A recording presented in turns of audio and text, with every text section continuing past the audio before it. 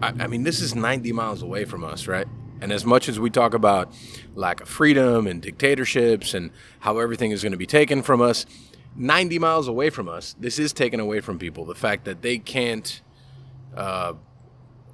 essentially have any kind of freedom of speech to say and be and live where they want and do what they want. I mean, for people to be on a hunger strike to try to get their, I guess, community member out of being wrongfully accused of I don't know what, they all get taken away by the government at that point. It's pretty incredible that just 90 miles away we would be okay with that. And then also, we're also okay with the fact that everyone is under this assumption that Cuba is better. This is not better. This is not better. This is not okay. This is not acceptable. And as much as we want to sit here and talk about all the freedoms that we don't have or that we're scared of not having, simply 90 miles away from us, people don't have them.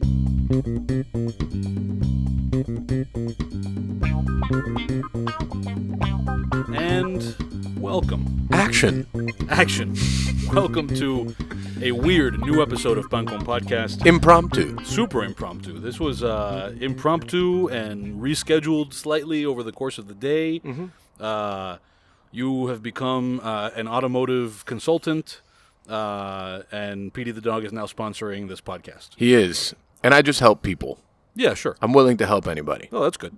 Not anybody, just good people. Right. Right. We're narrowing this down very fast. Sure. The Miami Prophet. Oof, that's a hot topic. Man. Oh, sick burn. We can do that, but I don't know if that's what you... I know that's not what you wanted to do this for now. That's accurate. I think we both have an interest in talking about what we wanted to talk about, but... Yeah. But why don't you lead us in? Like, what was your motivation? Because I was already kind of, like, engaged on the subject away from the podcast, but right. You were the one who really said, like, let's do this thing. So where's your head? Well, I think... and we said nothing about it, but... Right. I think this year there's been so many topics that people are always up in arms about. And I think just because of the recent episode that we did with Rosa Maria, mm-hmm.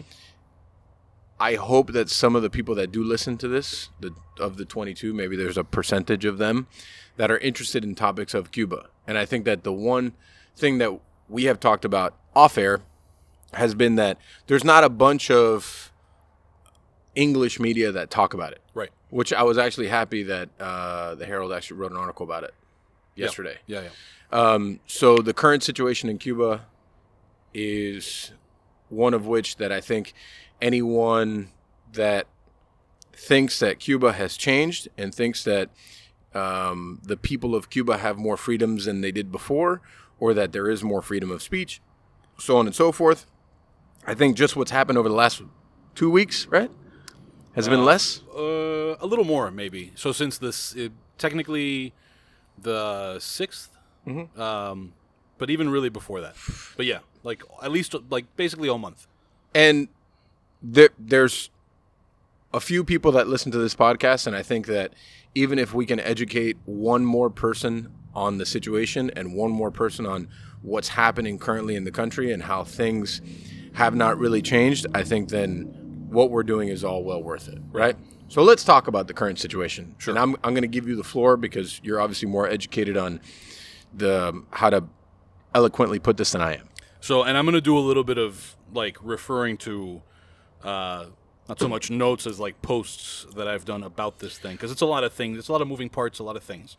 But I'll caveat this by saying I am by no means an expert on the issue, especially this particular organization. But in Havana, there is a group called the Movimiento San Isidro, or the San Isidro Movement, which is just named for their neighborhood in Old Havana.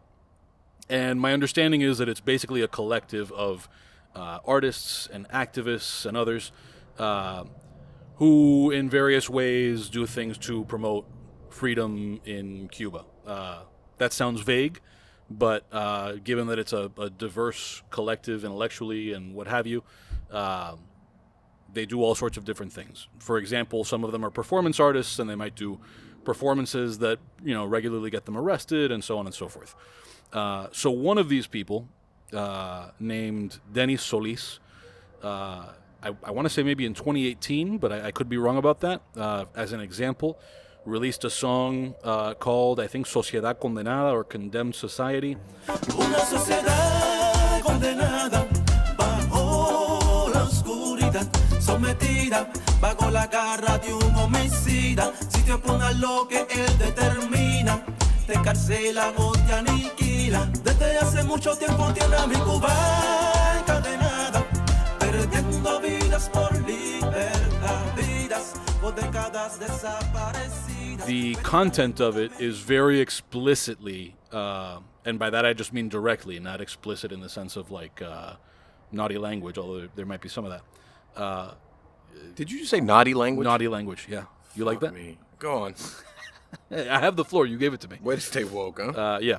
So anyway, my point is that it's very directly in opposition to the government. It's commentary on how fucked up the system is in Cuba. And so, because of work like that, he has, over the years, consistently been fined and arrested and cited for various bullshit crimes in Cuba, and there are many of them. On the 6th, I believe, he was in his home when a Cuban police officer entered his home, and there's video that he shoots of his interaction with this cop. And he's basically telling this cop, like, hey, what are you doing? This is a home. Why are you in here? The cop says, oh, this is a hallway. He says, this is not a hallway. This is a home, and you need to get out of here. And then, like, a long, several minutes long exchange ensues where he's basically telling the cop to get the fuck out of his house. ¿Se puede retirar un tico para afuera? Me voy a retirar. Para después yo pedirte, exigirte una explicación de por qué tú me estás molestando a mí. The cop kind of stalling for time as he takes pictures and videos. There's no doubt in the process that he's trying the fuck out of the cop. No, for sure. I mean, He is. Yeah, he questions the cop's masculinity. He does. His yeah. leader's masculinity, Right. the whole thing. Yeah, I mean, and again, to not be vague about it, and I'm roughly translating here, basically tells the guy, and this is not, I want to be clear here, it's very clear watching this video that he's doing this because he knows it'll get under this cop's skin, not Right. because of anything that he thinks personally, but it's basically like, what's going to piss this guy off? I need him out of my house. And he tells him, Raul Castro's a faggot and you bend over for him. Yes. Is basically what he says in Spanish. So this cop leaves, and then days later, Denis is arrested on the street, and they're not making any bones about it. Like, I think that they explicitly say, like, for contempt or for some bullshit thing like that, which is basically like insulting a police officer, which, you know, people can, and we'll get into maybe some of this later, but people can make all the comparisons they want about how, you know, whether or not we live in any part of the U.S. under something like Castro's Cuba. But the fact is that here, at the very least, even at your most cynical and critical of the government, they are finding some other more legitimate sounding bullshit. Not you are being arrested for insulting somebody. That does not exist here. In Cuba, they don't have to pretend. It's, you insulted this guy, we're arresting you for contempt. Not in court, just on contempt on the street. You just are being an asshole, and you're arrested. So, on the 9th, he's arrested, and the response of his, let's call them, like, I don't know, fellow members of the San Isidro Movement is to go on a hunger strike. Meaning, and the reason for this is that they had been gathering at their headquarters, which is basically a private home they treat as their headquarters because this group exists illegally in Cuba. And you can go back to our Rosa Maria Paya episode for some context, right, about like how organizations form and are not allowed to form in Cuba. When they were gathering together to do some form of protest, for instance, they had planned to do like a roaming poetry event, kind of like a poetry crawl, so to speak. The government basically formed a perimeter around their home and kept people from coming in and out, including intercepting neighbors who were bringing them food. So their response was, okay, they took this friend of ours, they're not even letting us protest that they arrested him for this bullshit, and they're also not going to let us eat. So, fine, you want us to not eat? Now we're going to make it a point to not eat. We're going on a hunger strike to draw attention to this cause. Eventually, they are told by the government that Denis had been 2 days after his arrest tried and convicted of whatever bullshit they put up. That's a quick turnaround. Yeah, 2 day, from arrest to trial and conviction, 2 days. And so the long story short of it is that they start this hunger strike. They do start to get some attention, which is another interesting point, that we can touch on later, but just whether that's an effective tactic, I think has changed. Doctors, and we're skipping over some things, but people dressed as doctors. That's key. People dressed as doctors. People dressed as doctors go to this place where they're hunger striking, claiming that one of them had tested positive for COVID, one of the hunger strikers had, and that this was a health hazard. Sure enough, even if they were doctors, they were not there to doctor. They weren't doing doctor things. They were there to beat the shit out of these people, arrest like 14 of them. If you watch the video, it is very evident that underneath this doctor gown thing, that it is military getup. The fact is that they were not there to isolate one person with COVID. They were there to arrest more than a dozen people, which they did. And over the ensuing few days, leading up to present day, and we are recording this on, what's today, the 28th? Today is the 28th. November 28th, there have been protests or demonstrations outside of the culture ministry in Cuba. Right. Which I'm not educated enough on the specifics of this to know why there. I think it's basically like these are artists, and so this might be the institution we can go to find some sympathy to lobby for us? No, apparently it's the opposite. From my understanding, and again, my knowledge of the situation is vague, but apparently they say that this group says they are something, but they are actually just in line with the government, and they are as against them as possible. No, of course. No, the culture ministry is absolutely a part of the government. It's it's like the Department of Culture in Cuba's national government. But the reason I say that they think that they might find some sympathy is, for example, because they're there, I think what they're trying to do is get sympathy from artists and to leverage their influence as artists with the culture ministry. So, for example, Leoni Torres, who is a Cuban, basically pop star, but like blue check mark Instagram, legitimate tours and the whole thing, and he's there. He's at these protests. Jorge Perurria, who was one of the stars of Fresa y Chocolate, famous Cuban movie, also went and like spoke publicly and like, hey, I'm going to go in there and see what I can do for you guys. So I think what they're doing has been effective in the sense that they figured like rather than go and protest the police, let's go as artists and see how much momentum we can get trying to get the art part of the government, to either side with us, or you got to figure, and I don't know enough about the tactics here, but there's also a possibility that it's like, let's force them into the position of like, if they're going to leave us out in the cold, let's make them say so. Mm-hmm. Right? Like not even the artsy Cuban government people will say this is fucked up. Mm-hmm. So anyway, that's basically where things stand now. I've probably done a clumsy job of summarizing it, but part of why we're doing this is that I don't think that there are very many good English language summaries of this whole thing, which I'm sure we've both kind of experienced trying to look into this. Right. Well, I think everything is... I think they've done a very good job bringing awareness to the Spanish community, but then trying to show... I mean, this is 90 miles away from us, right? And as much as we talk about lack of freedom and dictatorships and how everything is going to be taken from us, 90 miles away from us, this is taken away from people. The fact that they can't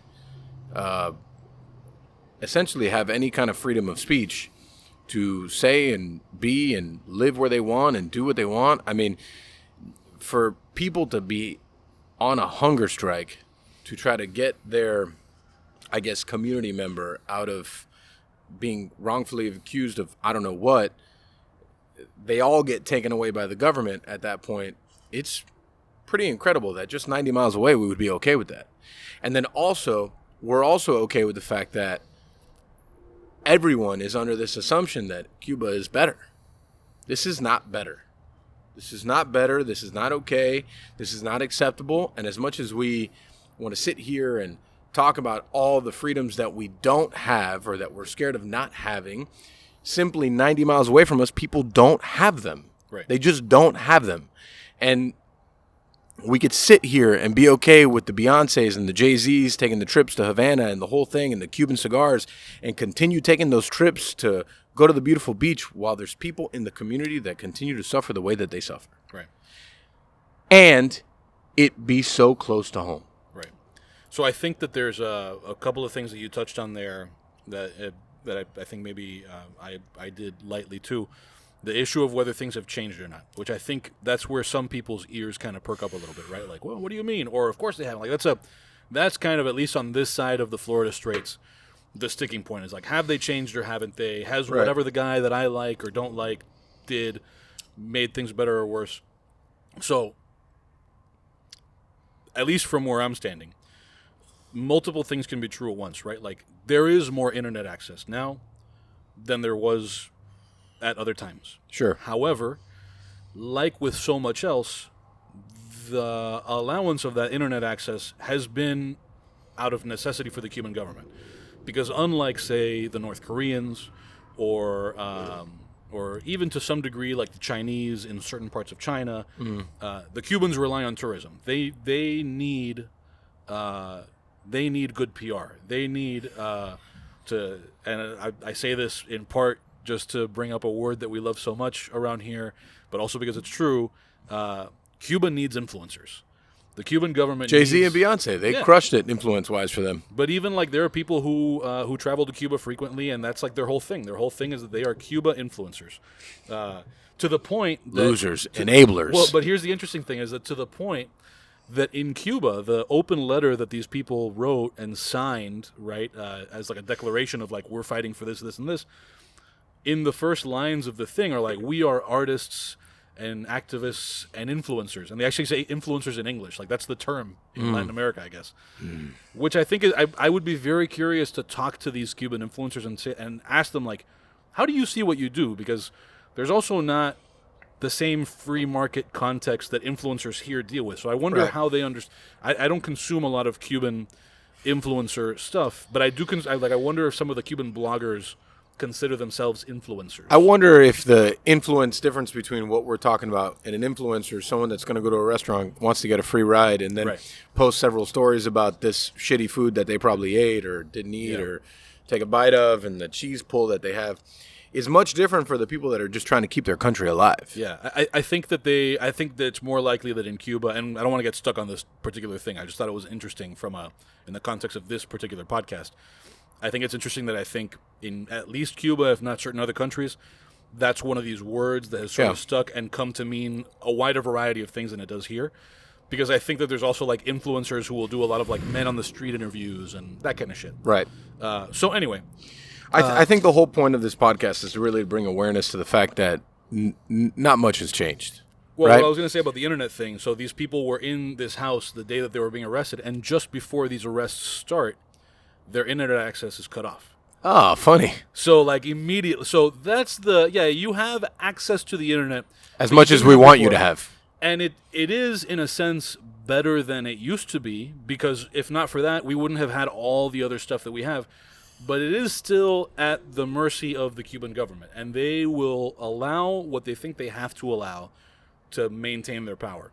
They've allowed the amount of internet access they've allowed because they thought, we can't continue to restrict it this much before we become a PR problem for our tourism industry, and for these cigars and for this rum. At some point, people are going to start seeing us as North Korea. So let's allow it, and let's not be as restrictive, and then we'll close that spigot when it becomes inconvenient, which is what they did. And it became inconvenient. Right. So they turned it off. I don't know. It's exhausting and just like... I think disheartening the fact that this can happen so close to us, and it's really so removed from people's day-to-day thought process, and how we're okay with fighting so many things, but us as a people, it's so close to us. These people are fighting for their own freedoms, and it's so close. And the truth is something that we talked about just a few weeks ago, is that there's more people standing up, and maybe there was more people standing up beforehand too, but now we can see it. Right. We can see it. As much as the government doesn't want us to see it, we can see it. right? And I think the biggest difference is that between Raul and Fidel, there's a big difference, right? Raul is, I would say, not as strong as his brother, right? So he's... And not nearly as charismatic.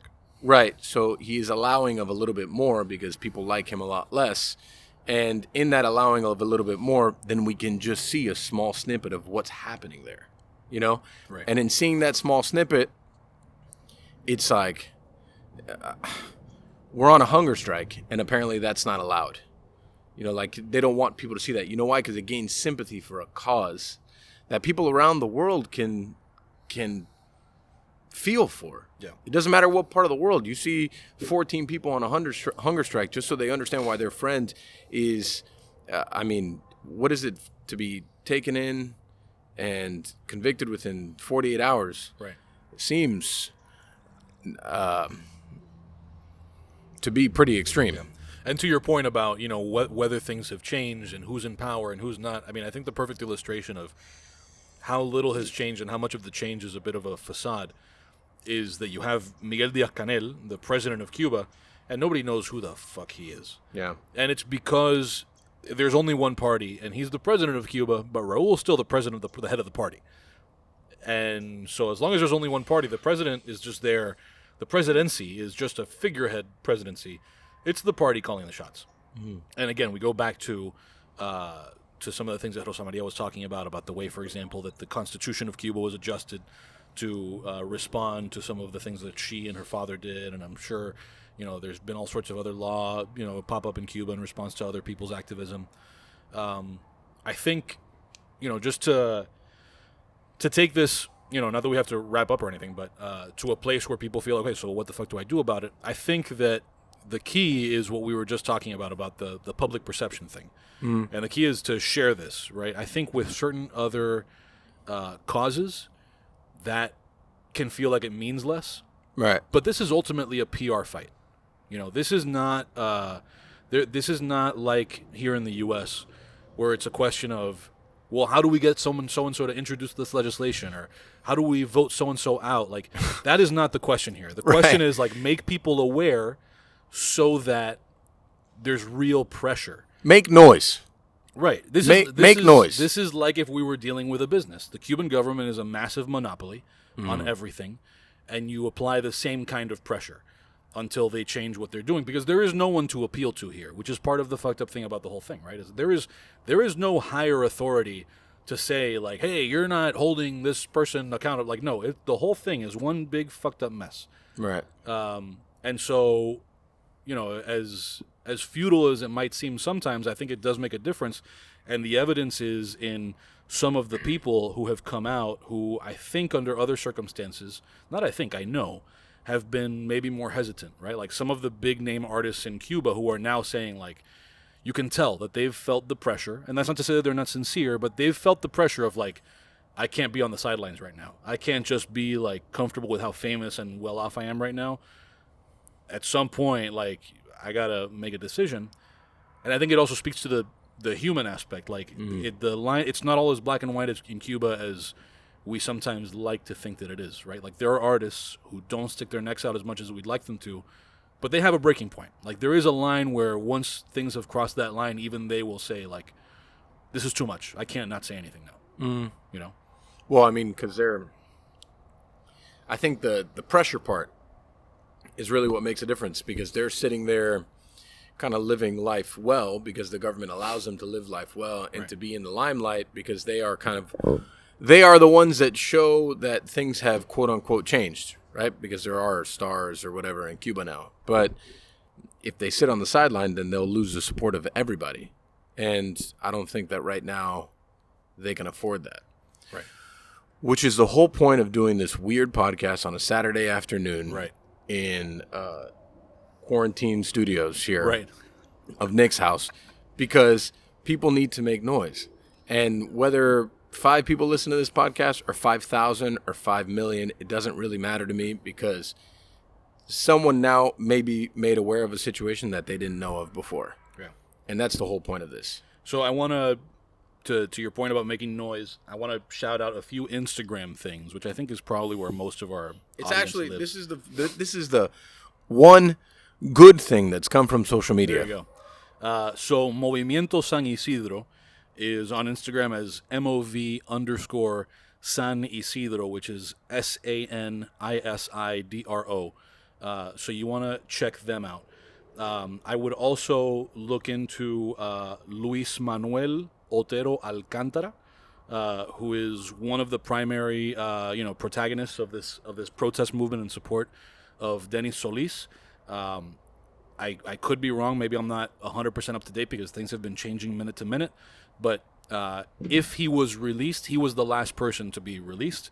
So he is one person who has been sort of at the forefront of all this. He's Luis Manuel, MANUEL, period, Otero, which is OTERO, Alcántara, ALCANTARA. We'll tag all of these things in the show notes and all that stuff, but just in case.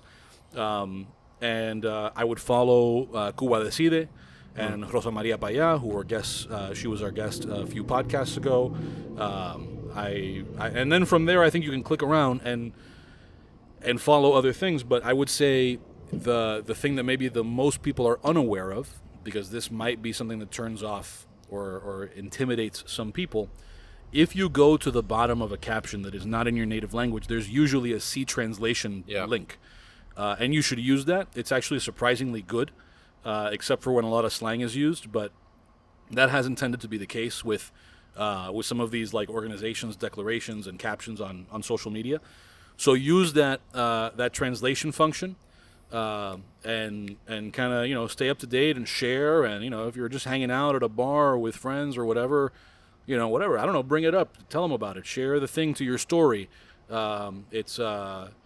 It's fine to do clapping emoji reactions to other people's stories in private, but at the end of the day, what's the point of being here if we're not going to exercise all of the liberties that come with not having to worry about what's going to come out of like sharing the wrong story to your Instagram, Right.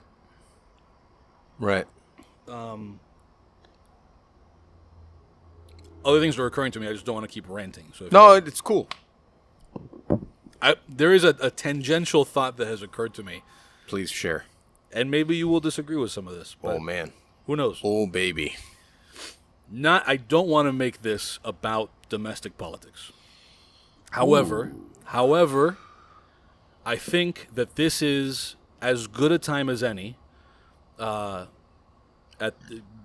because I think it will distract from the Cuba issue, but because this is like when it's most relevant. For a long time now, we have in our domestic politics had a wide conversation that ranges. It runs the gamut of each side accusing the other of being in support of some version of Cuban-style dictatorship. Right.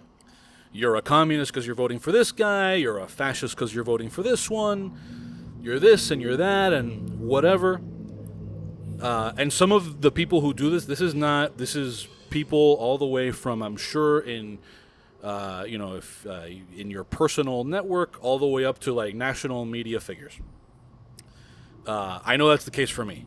Mm-hmm. Like I have people in my thing that, these people are communists, and then on the other side there's people sharing, cute little graphics of Trump looking like he's Fidel Castro and all that bullshit. No. That is not a thing to fuck around with. And the reason that I say that is because for all of the damage that people point to Trump as having done to our political culture, if you have been participating in that, and I'm not going to name names because there's just too many names to name, but I welcome anybody to message me or whatever and ask whether I'm talking about you, and I will gladly tell you. If you have been contributing to that, then you have been contributing to a national psychosis that has us all talking as if we are on the brink of a Third Reich, regardless of who was going to win this election. People talking about Joe Biden as if he was going to launch some kind of a coup, or Donald Trump like he was going to build some kind of a couch cushion fort and refuse to leave the Oval Office. If he lost, cushion fort. None of that shit is going to happen. What we're seeing right now in Cuba, that is what that looks like. In this society, people who have stupid ideas have to go through courts, and they get denied by judges they themselves appointed. So to pretend that what we have been dealing with, or the thing we've been staring down the barrel of, is the threat of 4 or 8 or 16 years, as was the suggestion or 12 years rather, of that Lincoln Project bullshit ad where they put this, it was an ad in the future where this mom is all distraught because she's telling her child that Donald Trump won a 3rd term. And I know I told you he couldn't win 3, but he did. What are we going to do? Now we're living in this world. Fuck you. If that's what you've been doing, because what I think it does is that it dilutes the severity of what's happening in Cuba, because we have so many people who've been pretending for years now that we have been living under a system like the one that we're watching take effect 90 miles away.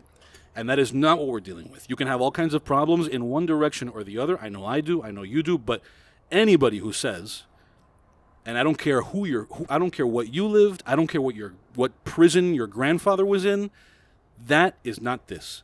I don't care who told you what about how comparable the two things are. They are not. And this has never been in my lifetime, despite how much I can't stand certain governments and certain people in the government, whatever, it has never been what people are living in Cuba. Mm-hmm. And I could not bring myself to say to someone in Cuba with a straight face, like, oh yeah, I know what you're dealing with. Like, we almost got there, because who knows what happens if Trump wins. Right. No, Bobby.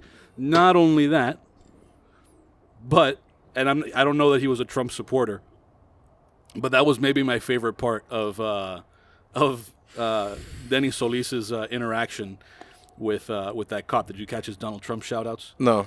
It was mainly more like you could tell that it was meant more as like a fuck you, like you're so illegitimate. He was referring to Donald Trump as his president, but it was more a taunt, like fuck you, like you're not even real. Like my president is Donald Trump, just sort of as like that. That's how insignificant you are. Y están así por elecciones. Porque hay que salir mi presidente Donald Trump. Lo estoy esperando aquí. Yo no sé cuál es la parafernalia que está formando él. Que llame a su gente, que lo estoy esperando. Esto se va a calentar. But the fact is that, and I'm not referring just to a Donald Trump thing. I was in Wisconsin in 2013 when people were parading around to calling then Governor Scott Walker Stalin and Hitler, and they were with their signs and the whole thing. When people were calling Obama a communist and all the rest. No, that is not what we're talking about. This is what that really looks like, and we are nowhere near any of that. So, to me, it's a two-pronged thing. It's realize how serious this shit is in Cuba, and don't pretend that it's anything like what we've been dealing with here. And also, for our own good, on this side of the Florida Straits, anytime that we divorce ourselves from reality, we move ourselves farther away from actually making things better, because there are things that can improve here. Of course. But if you want to improve things here, you have to confront them as they are, not pretending that you're running up against a new Nazi party. That's not what's happening. So that's my little half-tangent rant. Man, what a rant. Welcome to Saturday afternoon at Nick's house. I think there's a lot of truth in that. I think the fact that we're so quick to, because everything turns into a meme or a GIF or a social media statement so quickly. When you look at the fundamental differences that Cuba's been living under this for 60 years, right? So these people have never experienced freedom, and we are fortunate to have. So I could sit here and say, fuck Donald Trump. Right. I could equally say, fuck Joe Biden. And you can have all kinds of good reasons for both. And I can have good reasons for both. And I'm not going to worry about some cop coming into my hallway telling me that he's going to take me away, even if I tell him that his president is a piece of shit, and that he's his fucking puppet. Because that's essentially what they are, right? I don't have to worry about that. I shouldn't worry about that. You know why? Because I'm free to do whatever the fuck I want. Right. And that's the fundamental difference, is that we could sit here and do all the comparisons that we want, but being able to sit there and do the comparison is more than anything that these people can do, obviously, because they just did that comparison, and then he was taken away 2 days later and then convicted 48 hours after that.